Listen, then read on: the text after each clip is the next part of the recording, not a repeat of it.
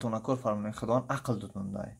حیوان خداوند عقل نداده که کمتر شعور، تصورات، یک فهمیش، یک فیگر، تصورات، یک فیگر کنه، همه چیز انالیز کنه. حاجی پرویز سلام علیکم و رحمت الله. خب یک خرافات‌های نو پیدا شده در همین تلفن‌ها برای رهگم کردن مردم. خیلی که این هم یک آوازه اردین هم خیلی برای همین کسلی مردم سخت ترساندگی هستند.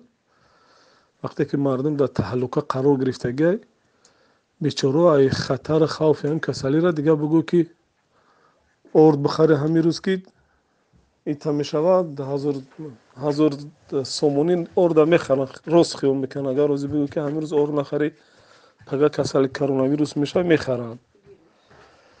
نگاه کده همین یک دروغگویی هم به زبان ازبکی هم به زبان توجیکی اینم تری دروغ پاهن کرده شدن که گفت بین که میگه حضرت الحمده هوی که بعد از سوره الحمد حضرت سوره الحمد و حضرت الفلام حضرت دوملو این سه حضرت خیلی حضرت هستند که حضرت دوملو خود دیده که اگر هم کرونا امتری بخوری کرونا ویروس نمیشه یا که شیدگی باشه هم او بخوری سوز میشه. همون میجای پیغمبر صلی الله علیه و سلم گویا که در مابین هم یک قرآن هوی میکنی در مابین چه قرآنی باشه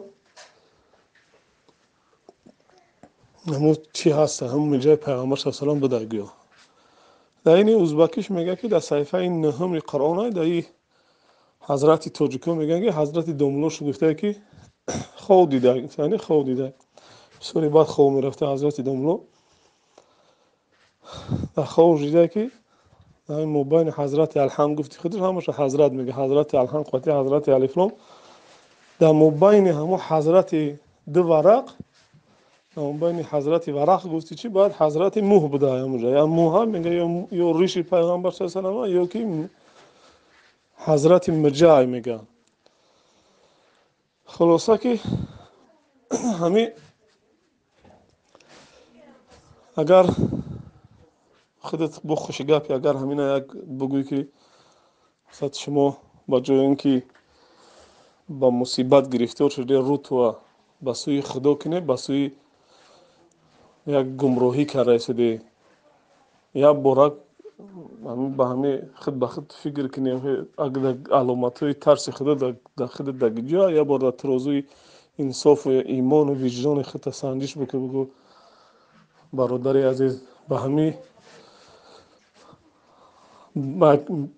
با او درجه را ترسون چاک نشه که ای ترس کرونا ویروس شدت بعد به همه چیز دست بزنی برای اگر خداوند ده همو کسال گرفتار کنه ای اونی که به این چیزو باوری کنه ایتا خوبتر ای همو کسال شای بموری برای ای تری که گمراه بشه به این درجه را ای آدم گمراه خودش آدم ای مردگی ده بدتر بگیم برای میگن که ای دوستی جاهل ده دشمنی دانو بهتره. همین مقصد دشمن وقتی که دانو اگه آموختن ممکنه به این درجه را مثلا جهالت نودونی به این درجه که ما قطعی خود در فابریکه قرآن بودیم گفتیم که در یک سال 1985 همی ملک سعودی ملک فهد ابن عبدالعزیز بگیم 1985 وقتی که همین اوی میکنه سالانه 18 میلیون قرآن میبروره. فکر کده همه پیغمبران رو اگر جمع کنی تو حوزی را چند ساله که 25-35 ساله که فابریکه قرآن بروری فقط مدینه 18 میلیونی فقط نسخه قرآن برآورده شده بگم 18 میلیونی اگر هوای همو 18 میلیون ضرب 35 کنی چند میلیون میشه فکر که میلیارد میشه. این هیچ ریش هیچ جای هیچ پیغمبری قنیسه بگو نه خب بگم همین یک حسابی عادی همین صنف یک دی متماتیکی که 1+1 ضرب دیگه میجه ضرب میجه دو میجه میشه و این میجه را فقط ایا فابریکه قرآنبروی فقط یا شهر مدینه را حساب که همه پیغمبران را جمع کنی ریش میجه شوی خانه میشه بگو نه خب بگو باید مثلا به همه چیزا دادن نشه. رنگ همین عادی فکری زندگی و کار و بار تاکنه بره بگو دیگه کار نداره بگو به همه آدمایی که بگیم شما هم همو بعضی بلوگرای رهگم زننده برای پول شده شما برای بلوگری کرده که برای مردم خیر بتیه شما مردم نیکی را تقسیم بکنی برای چی میگه پدیلیتسا کردن یعنی نشر کردن پهن کردن نیکی اون چیزی که نیکی داری نه اینکه گمراهی. بعد یک بلوگرو را نصیحت کنه خوب سلام علیکم برادران عزیز. اینه چیکار که شما میبینین حاضر ما در تاجیکستانیم. اینه جیان چانو. از همه شما احترام خواهش میکنیم که هر آن چیزی که نمیدونید باز میگم که پهن نکنید. کم ترک وقتی که هر مشکلی که میوید رو به سوی الله میکنید. فکر میکنید که در حقیقت شما خدا پرستید و از خدا میترسید و خداوند شفای کامل برای شما میتید. خداوند روی مشکل شما را حل میکند. پس به یگم چی باور نکنید. با سفسطه و لقلقلقه این مردمی که از این نوارها را پهن کرده باز میگم تون که در حقیقت این کارا نکنین. من عالم نیستم. نیکی شعور انسانی آدمی به هر یک آدم خداوند عقل داده. اگر شما عقل فراست داشته باشین حیوان نیستین، گاو نیستین که در بین مردم حیوان در بین مردم در بین یکدیگرش هر کار میکنه. یک شما را خداوند عقل فراست داده. عقلاتون کار فرمونه.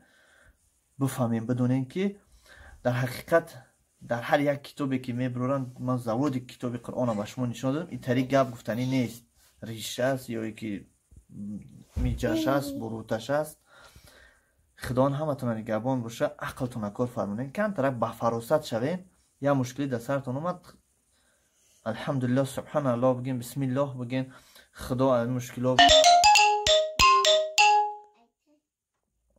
برمیگردم از مشکلات آسان میگردم و مشکلات را دفع کن.